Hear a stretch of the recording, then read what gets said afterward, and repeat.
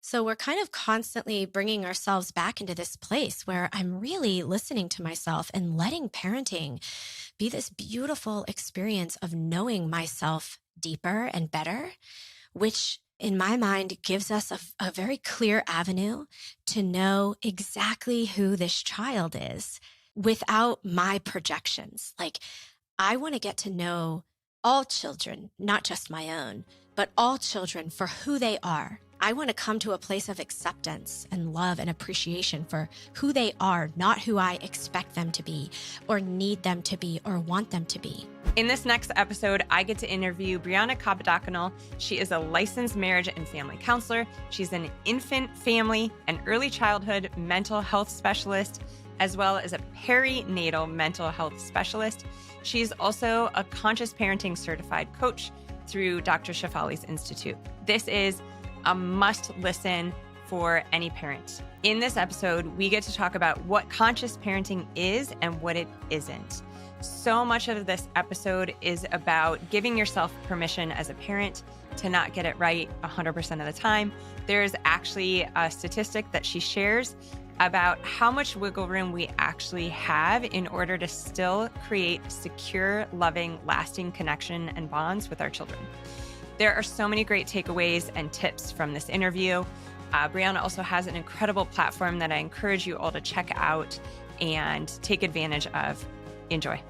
Welcome, Bryana. I am so excited to have this conversation with you. I have been cyber stalking your Instagram page. You have so many incredible tips for parenting. Thank you for being here. Thank you so much for having me. It's always a pleasure to talk with like-minded people. So thank you. Yes. All right, you guys, you are in for a treat. This is Conscious Mommy, Bryana.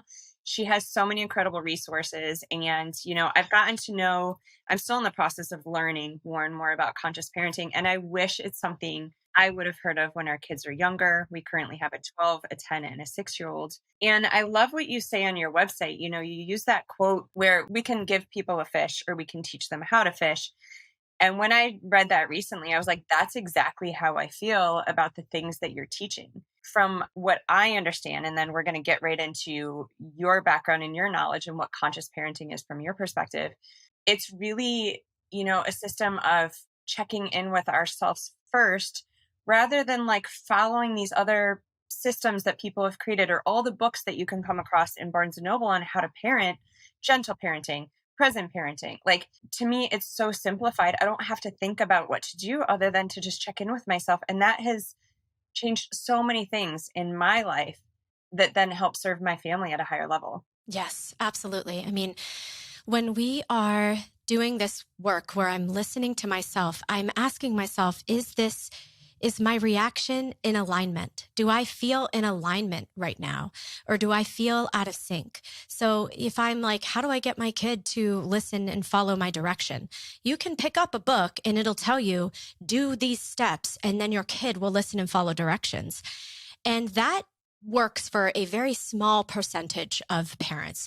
For the vast majority of us, there are so many unique factors that go into the dynamic that we have with our children. And what I teach in conscious parenting is self-awareness first, understanding what is going on for you and wondering, like in that example, gosh, why do I feel like I need my kid to listen and follow my direction right now in this moment? Is it because of their safety? Is it because I've already done some negotiation and it is time to move forward? Or am I having a power trip? Is this about me not wanting to deal with my child's emotions and just wanting to squash it and be done with it and not have time for whatever is going on beneath the surface for my child? And if I'm doing that, what is that about for me?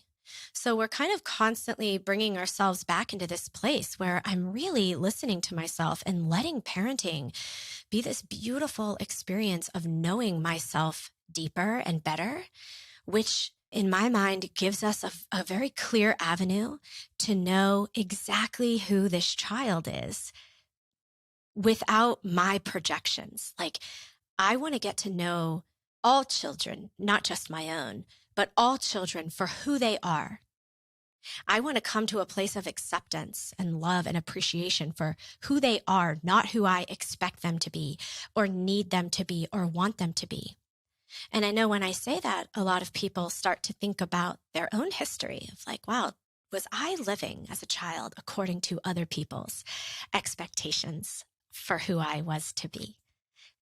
Do I live according to other people's vision for me? And how constricting, how restrictive does that feel for me as a person? It feels pretty restrictive. So there's also this like element of conscious parenting that is like parenting yourself again. It's very liberating, actually, when you parent in this way. Definitely. I find it so interesting. I think that our parents did so much work to do different and do better than their parents, right? I think that's what we all try to do with our children. When we know more, we do better.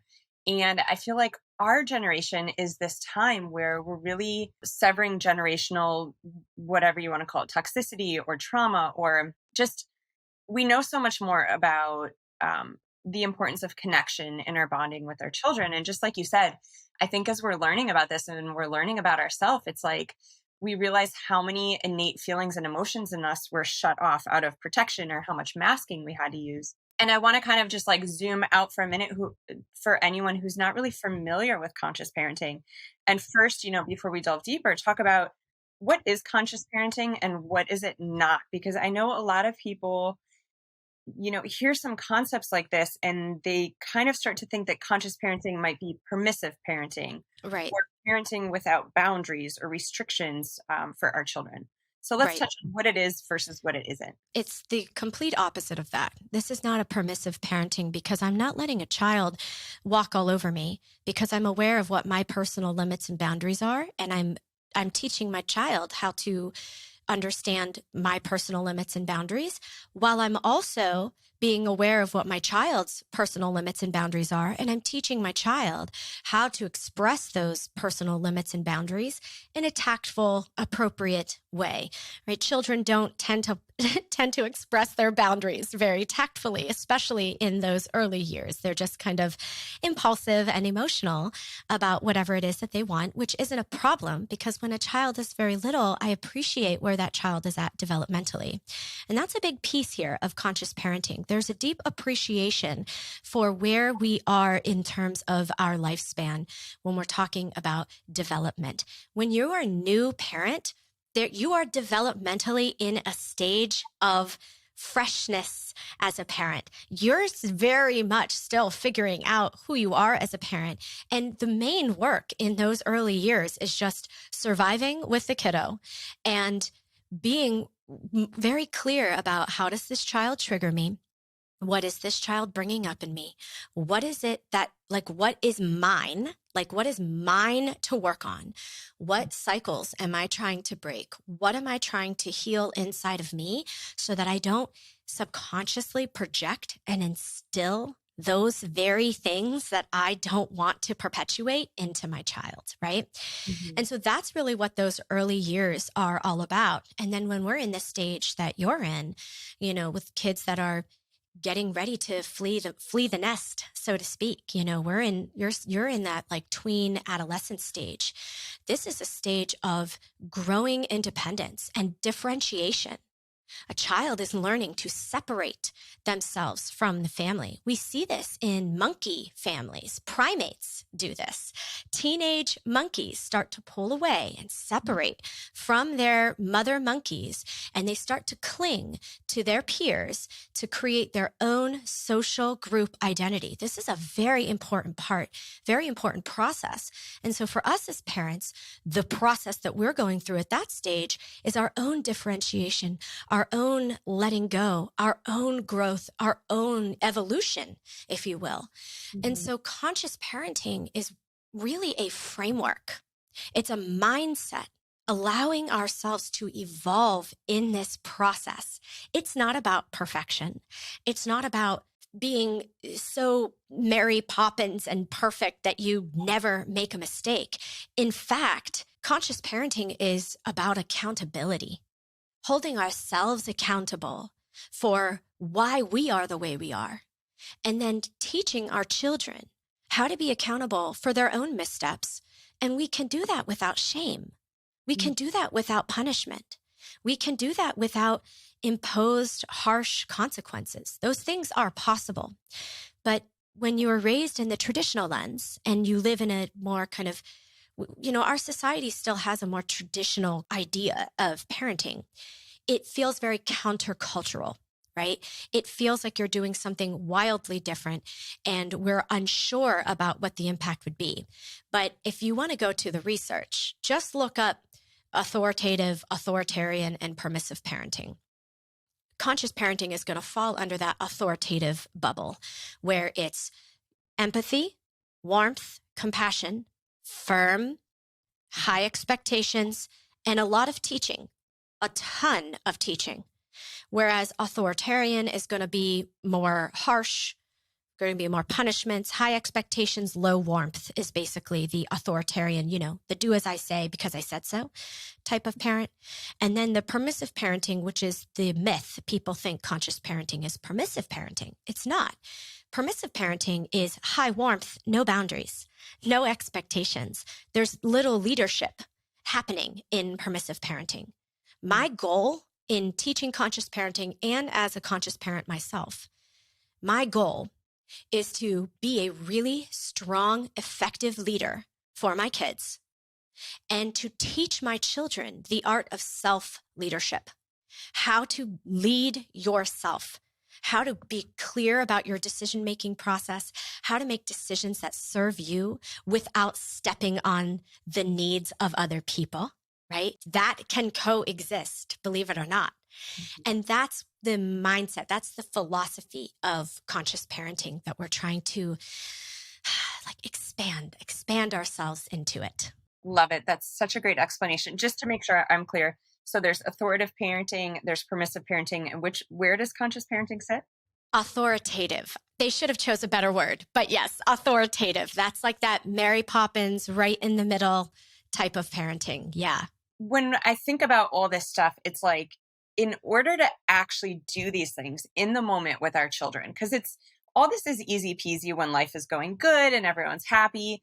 But then there's these moments that are just such reality in all of our worlds, right? So you're making dinner and maybe you got a stressful email or a stressful phone call and you're in your head. You're not living in your heart. You're not in the present moment. You're like in major fear mode. Your two kids start fighting and you're just like, bah! Right. And you said something that made me think about like how important self-care is as a parent so that in these moments we can be as present as possible. And I've heard you talk about, what helps with conscious parenting is not so much self-care, but understanding our self-worth. And I think that's such an important concept because that will trickle over all these crazy moments that we experience as a mama. So many of my clients in my practice and the moms in my groups that I lead really struggle with not feeling like they are enough. And that lack of enoughness, that lack of worthiness drives so much of our reactivity. And so if I'm overwhelmed and burnt out and I have so much stress on my plate and my children are acting out, and then I react to them, what ends up happening usually is this downward spiral of how could I have done that?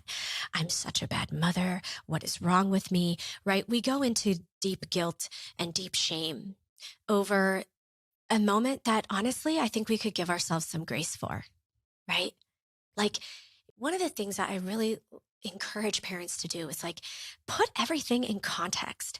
You weren't just flipping out on your kids to be mean and to be harsh.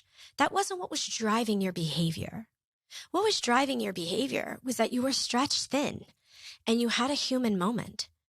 And when we kind of live by this principle that we're not enough and we need to be more and do more, that giving ourselves grace for our missteps feels foreign and unfamiliar. And that is the healing work, right? I'm not excusing your behavior. You're going to have to make it up with your kids. You're going to have to apologize. You're going to have to say, let's just try it again. Let me find another way to say what I need to say. Of course, do your repair, take accountability. But that accountability doesn't have to come from a place of like, look, I'm effing them up. Look at me. I am such a mess up. I've damaged my children. No, you had a human moment, and you're allowed to have human moments. Give yourself grace and compassion.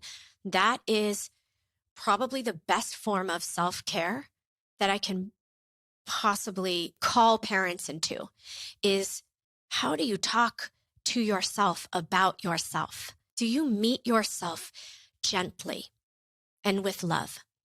And if not, start there. When you start to master that, you see yourself making a mistake and you tend to yourself kindly and you hold yourself accountable, but you do it with kindness and love. I promise you, over time, that is how you're going to instinctually respond to your children when they make a mistake, instead of focusing on their behavior and making them feel bad for it. You will find yourself going underneath it. What's going on? Clearly something is messing around here. Something's bothering you. I want to know what it is, and I want to help you through it so we can find another way to express it, sweetheart. Because what you're doing right now doesn't work. That's not going to work here in our house, right? You hear the boundary, you hear the limit, but there's such a care. There's such a protection of the goodness of the child, such a protection of the child's worth. We can't get there unless we really actively work on doing that for ourselves. That's such a key piece in conscious parenting. I feel like it diverts away from even just like the general gentle parenting and respectful parenting that really just focuses on what you're doing with the child. My message has a lot more to do with how you're speaking to the child within your inner child. You see what I'm saying? Yeah. Yeah. I love that. And, I think what I'm hearing is it's all about connection. It's about connection with our children. But in order to really fully create that, we have to connect with ourselves. Mm-hmm. And I've heard you talk on your channel about guilt and shame, and that a lot of times that actually comes from needing to connect with our inner child. And I would love for you to expand more on that, because I think that's really, if there's a gold takeaway from this, I think that is such a huge piece of it. I love what Brene Brown says about the difference between guilt and shame. So she says that guilt is, I've done something bad. And shame is, I am bad. So, of course, like if you snap at your kids, you're going to feel guilty for it. That's appropriate guilt, right? That's your ego kind of coming out and letting you know, like, let's take a new direction. This really isn't working for you. But when I feed that guilt, and I start allowing that guilt to define me as a person, as a mother, when I allow it to define me, I'm now in shame territory. God, I shouldn't have done that. What's wrong with me? I'm such a bad mom. These kids are never going to love me.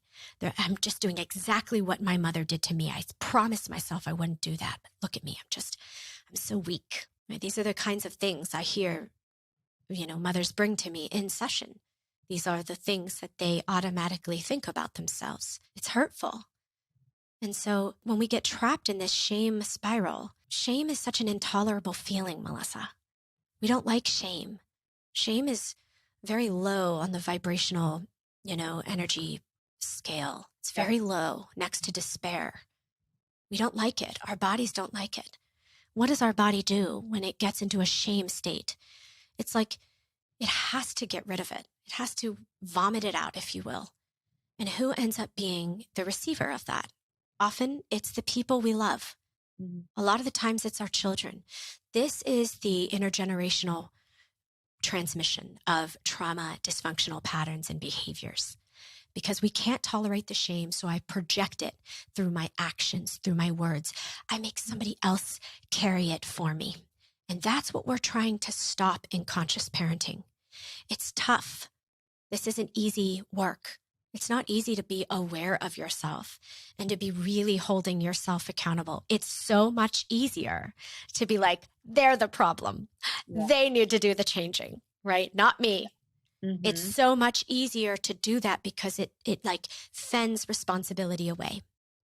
And yet that's going to perpetuate. We're not going to be very happy We're not going to find a lot of joy, a lot of peace.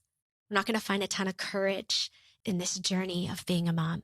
We're going to feel a lot more grounded if we can really just own ourselves and not go into that shame spiral, but really learn how to sit with it, process it, and transform it into compassion, right? That's another thing that Brene Brown says. She says, you take shame and you douse it with empathy in a petri dish, shame cannot survive.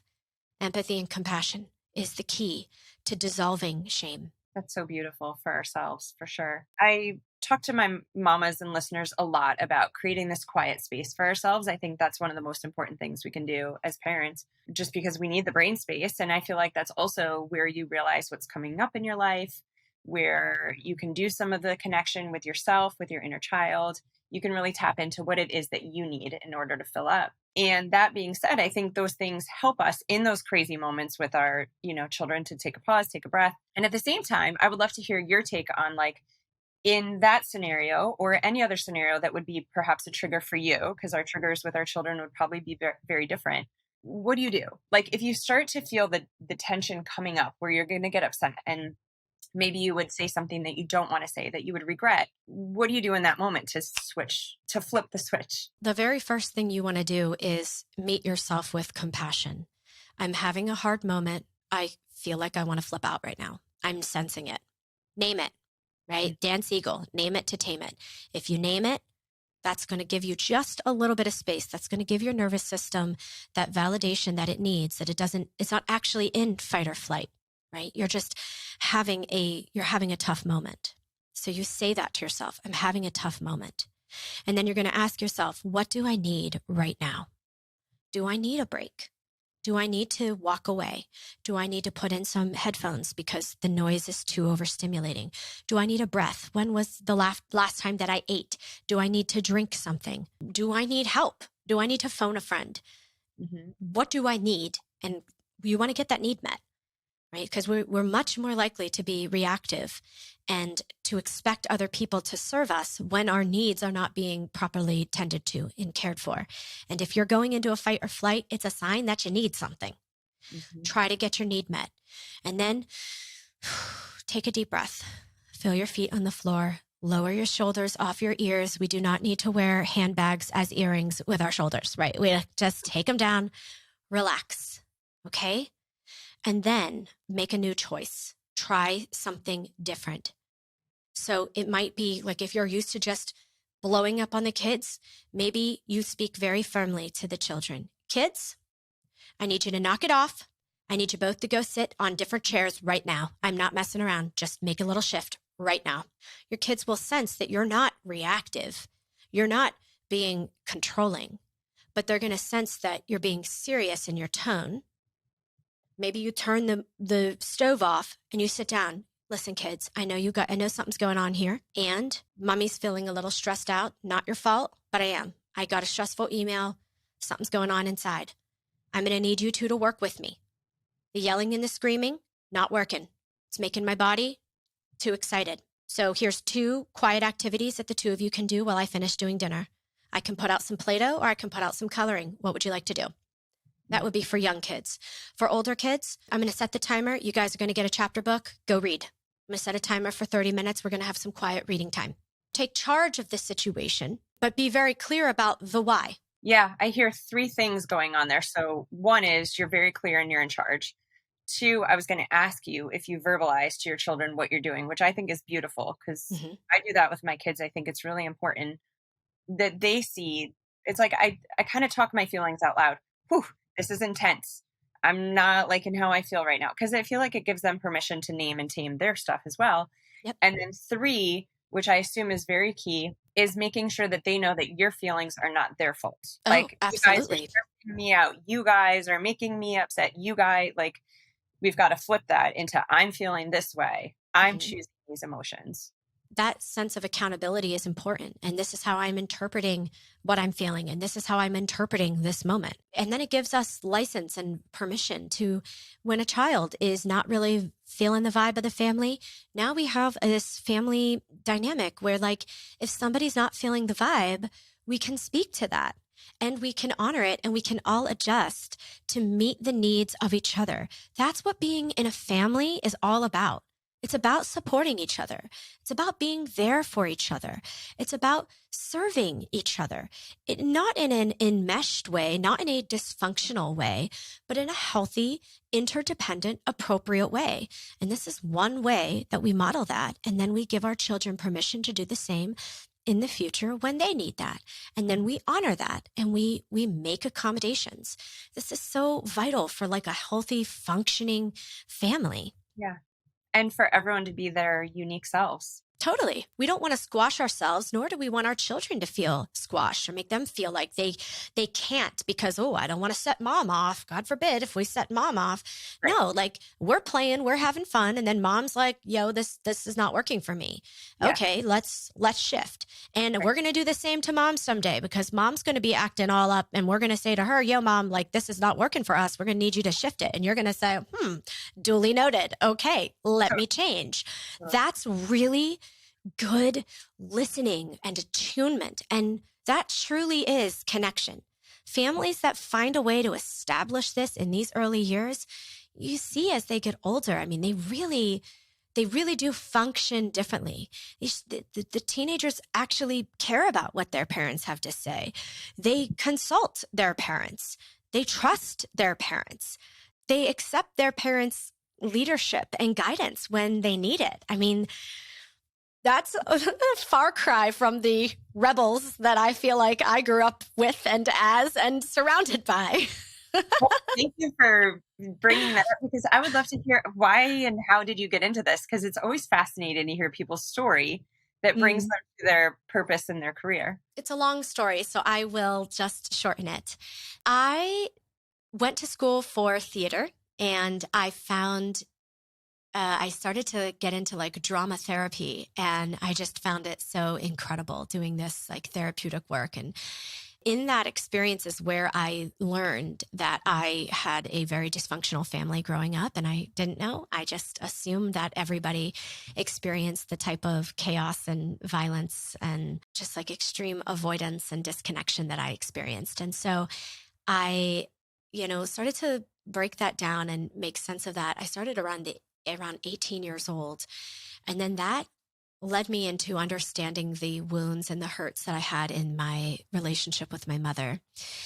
And I knew I couldn't fix that. I tried so hard to make things better between my mother and myself, but it just was too complicated. And that takes two, right? Two people have to be invested and have to be willing to take accountability. And there just wasn't that. And so then I was like, well, I am going to work on a preventative level, and I am going to teach mothers, starting at the very young age of birth, how to be in relationship with their children in a way that honors that child and honors the mother's own history of pain and suffering and abandonment, rejection and loss and worthiness and belonging, whatever the issues may be. And I'm going to help the mother work through that so she can show up for this child in the way that the child needs, not the way that the mother always needed for herself. And that was what led me into infant mental health, early childhood mental health, and eventually perinatal mental health. And I've been doing this work since 2011. So it's been a while. And it has such a massive ability to impact, future generations to come, which is just one of the most important things we can do.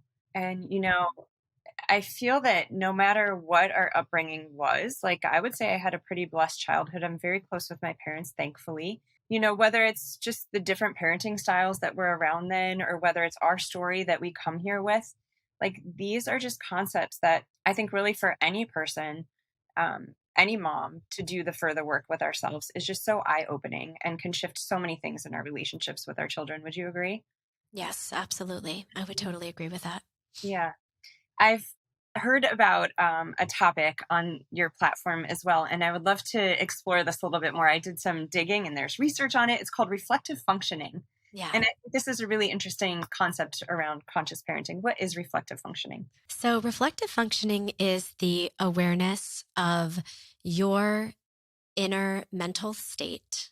So, what is happening inside for you? What are you thinking? What are you feeling? What are you needing? As well as being aware of the child's inner mental state. What is the child thinking? What are they feeling? And what are they needing? And so, Peter Fonagy and his team of researchers coined this term reflective functioning and actually found that the higher a parent's reflective functioning, the more securely attached that child is. So we have a very skewed understanding of attachment. If you're going online and reading blogs, that makes you think attachment is the amount of time you spend with the child and not letting the child ever cry, not letting the child ever have a negative experience. Home birthing and breastfeeding and baby wearing. Okay. Those things are not actually, there's no evidence to prove that those things lead to secure attachment, but there is evidence to prove that a parent's ability to understand themselves, like what happened in their past and how their past is influencing the way they're showing up in relationship with this child right now, that there is evidence to support that leads to a secure attachment. And the reason why is because that parent is not expecting the child to make sense of it. That parent is not projecting their story onto the child. So for example, let's say a parent has a history of feeling rejected. Maybe they were really criticized a lot growing up. They were told like nothing they ever do is good enough. And they just kind of have this wound where they just feel like maybe people only like them if they act a certain way and are, perfect. Let's say that. And now they have this child who pushes them away. They have a child who says, "You're not a good mommy. Get away from me, mommy." Well, the parent who is unaware of that is going to react to that child as if that child is the parent who caused that harm to them. Mm. And they're going to react out of anger, and they're going to cause a big rift. It's going to cause a big power struggle between them and the child. A parent who is aware of what happened and the hurts, the rejection hurts that they had from that, can sit with that and say, gosh, it really is so painful to hear my child say that about me. Oh, gosh, I'm going to just be present to that pain. And I'm going to be curious, what the heck is going on here for this child? I talk to my other friends and I hear them say that their child says the same thing. So perhaps this is developmental. Perhaps, let me assess. Are we having stress? Is there stress going on in this house? Is my child trying to communicate to me that they're stressed out about something? It's going to fundamentally shift how I respond to that child simply because I'm aware. This is what the reflective functioning is what allows us to see that there is meaning beneath behavior. Behavior is not the end all be all. It's just the signal something is wrong. Reflective functioning teaches us how to be curious about what's going on. And then from that, I don't need an expert to tell me what to do. I can actually listen inside of me. It's almost like it strengthens your intuition as a parent. And then I can make a decision that's the best for me and this child in this specific moment. That is teaching a parent to fish, not giving them a fish. And it's so beautiful. And, I don't know if I had had this info again when our babies were babies, if it would have been easier for me. Like, I remember people just keep saying, I hate when people say this, by the way, just wait, it gets harder. Just wait, it gets harder. I think that's like the worst thing you could say to a mom, by the way. I mean, I was a very connected mom. I read all the attachment parenting books, and they were one of the worst things I could have read for myself. Yeah. I'm very much, we've all got to do it our own way. And like for me, breastfeeding, baby wearing, home birth were very important and still are. And that's my story. But then when I took it a step further and I read these books on attachment parenting, and like one of the things I read was if I go to the bathroom and the door closes, they don't know if I'm coming back. Right. What is that? I need to be able to go to the bathroom without that guilt. Like I'm an empath. I'm just so maternally connected to my babies like any woman would be. It was too much. I mean, I felt like my cortisol, I lived in fight or flight.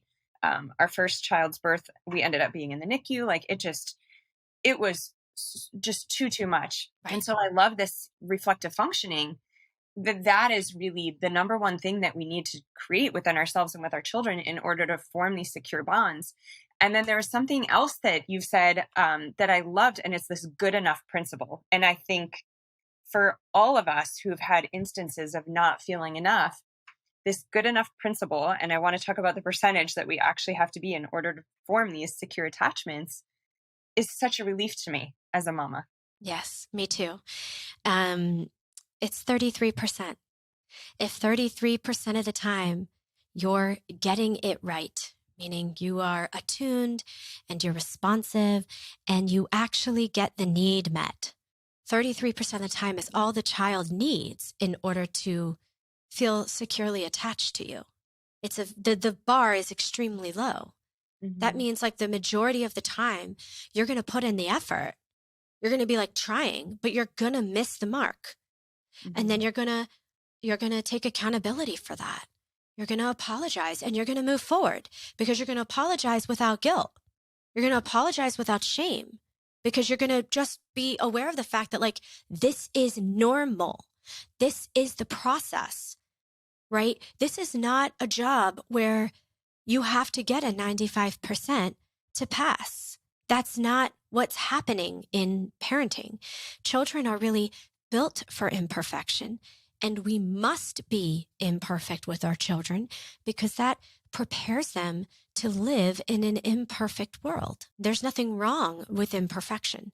In fact, I would probably argue that the quest for perfection is far more problematic on long-term outcomes for children's mental health. Adults who come to me who've never saw parents fight, adults who come to me who perceive that their parents never made a mistake, these are some of the most anxious adults that I work with because they have no compass for failure. And we have to have a compass for failing and getting back up on the horse and going and moving forward. We have to have a compass for that. And for our children to really develop that compass, we have to be willing to fall off the freaking horse and get back on. It gives us permission as parents, like you said, get rid of the guilt, get rid of the shame. You know, anyone that follows you, anyone that's listening to my podcast, these are people that probably aim for that 100%. And just anytime we fall short, it's like guilt, shame, future tripping. What am I doing to my kids? Am I messing them up? But role modeling that we're not perfect so that they give themselves permission to do the same. Role modeling the work that we do. Whew, I didn't do that right. Let me work on that. Let's have this conversation again. I mean, that's so huge. And just the weight off your shoulders as a mom at 33%. We can all Mm-hmm. do 33% on a bad Yes. day. The bar is truly so low. And, you know, I want to just make a comment on some of the attachment parenting guidance that you read and that you were given. I don't have anything against it. It's just not based in attachment theory. Hmm. And that's the problem, that attachment parenting makes you think it is based in attachment psychology, and it is not. So like, those are harmful messages. If you shut the door while you go to the bathroom, it's going to make the child wonder. It's going to perhaps give your child an abandonment complex. Yeah. No, that is a very harmful message for a new parent who is just trying to survive, who is just trying to do their best, who loves their child and also needs to get their own needs met and needs to have some moments of privacy. That's the kind of stuff that I feel like is touted as, well, this is what it means to be a good parent. And I'm trying to like bust those myths. No, that does not define your enoughness as a parent. Are you aware of yourself? Do you lead with compassion? Do you repair and take accountability for your mistakes when you make them? Do you enjoy the time you spend with your kids? Do you do your best to be present? If you're hitting those boxes, you're good. Yeah. You're good. Like there's no problem here. You're doing great. Well, I think too, in those moments, like that is how we as women lose ourselves in being a mom. And that just creates a whole other downward spiral. Right. And so to go back and, you know, I would love to know in that moment, what would conscious parenting recommend you do? Say I've got 18-month-old and I'm getting up to go to the bathroom and they're crying and they're upset. Like how can you communicate with that age child? I mean, if they're going to cry because you're going to the bathroom, then they're going to cry because you're going to the bathroom. It's okay. They can cry. They'll probably follow you into the bathroom. I probably wouldn't be like, no, get out of here. I need to be here by myself, because I know developmentally an 18-month-old is just curious about the toilet paper and the way the toilet works and what your poop looks like. You know what I mean? Like, they're just curious about those things. So I'd probably say, yeah, you want to come and check it out? Here, how about you have a seat on your potty and I'll sit on mine and we'll both do our business. What do you think about that, honey? So I'm responding to the child's needs. Sure. While also honoring that, like, I'm still going to go to the bathroom. Right. And if I absolutely require privacy for some reason, then I'm going to let the child know that, honey, I absolutely require privacy right now. And I'm going to shut the door. And I know you might be hard, but I'm going to do that. And then I'll be right out. I'll be done. Mm-hmm. Here's something you can do while I'm doing my business. So you could, right? You don't have to hold it in. I think that was like kind of the message of attachment parenting, that like child's needs above all else. Yes. Well, And that's what I took from it. I don't know if that's what everyone takes from it, but yeah. That's what I take from it as well. And that's why I find it problematic. I don't see how a family can function healthily when it is the child's needs above all else at all times. That's not a family. A family is everybody's needs are taken into account. Everybody's needs are important. And as the parent, I'm constantly trying to assess, like, who's the hungriest. I have to feed the hungriest first. And like, if you have to go to the bathroom, it's probably you, even if your kid is upset about it. Like, nature calls. You got to do what you got to do. We're not abandoning the child. So these are important things to like push up against. Like, I tell parents all the time, if you hear something and it just doesn't feel in alignment with you, like there's something that feels off about it, it just doesn't resonate with you, don't force it. Just let it go. Discard it. Not everything is meant to speak to you. But if somebody is like, no, absolutely, I hear that message and it speaks to me and that's what I'm going to do, who am I to judge? Do it. Go for it. The moment it feels out of alignment, change. You have permission to keep adjusting how you're going about your parenting experience. Conscious parenting is very broad, Melissa. It's not a prescribed set of rules that you must follow in order to be a conscious parent. I think that's what I love about it too. Conscious parenting for me could look very different than conscious parenting for you based on what we need. And again, just bringing these concepts home, it's about connection. It's about creating healthy boundaries, which I think is just, as a mom, throughout the ages and stages and seasons with our children, whether it's with our children, with our spouse, with our friendships, with commitments outside of the home. Like, I just think that's one of the most important things we can cling on to, that boundaries are healthy for us and important, and also important for us to role model for our children. That they can have boundaries. They can say no. I know you do a lot of content on children when they go through the no phase and how important that is to honor that boundary of them. Yeah. So, I do just want, as we wrap up here, I want to ask you one more question. And then I do want to, talk about some of your workshops, because you've got so many and they're so incredible, and we'll make sure everyone knows where to find them. But I would love to ask you, Bryana, because you're really, the expert in parenting, and you're also just a very real mom. And that's what I love that you show on your platform. So what is one of the hardest things that you've had to work on, or maybe are currently working on as a mama yourself? I think probably the biggest theme for me is feeling like my enough is not enough. And I can be an overdoer and not trust myself a lot of the time. So like, I'm definitely a recovering perfectionist, and I'm probably in line with a lot of the women who listen to this podcast, in that I'd like to find a way to be 100% getting it right all the time.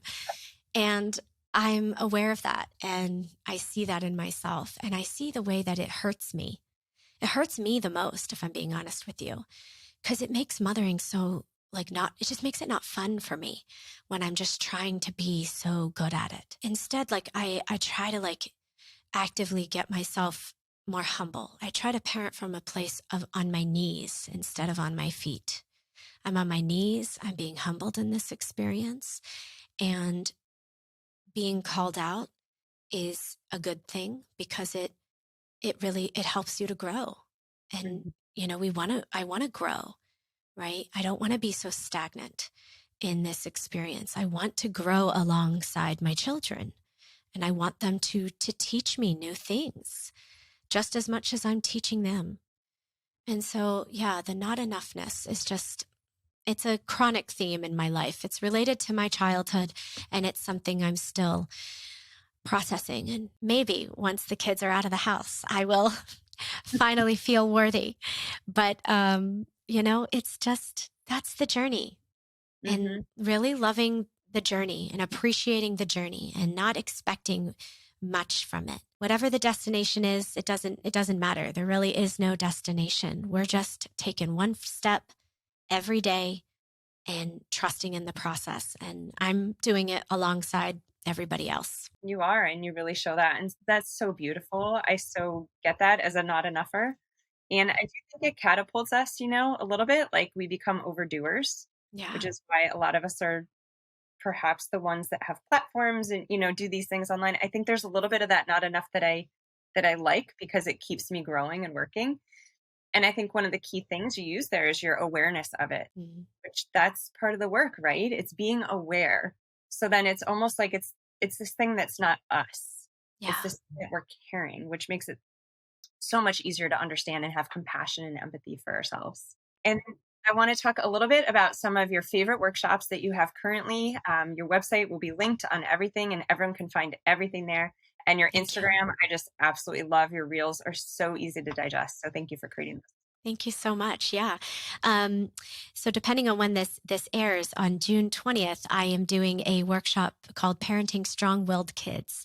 So parents who have really strong kids, spicy kids, neurodivergent children, or children just that like push the boundaries and really challenge them. This workshop is for those parents.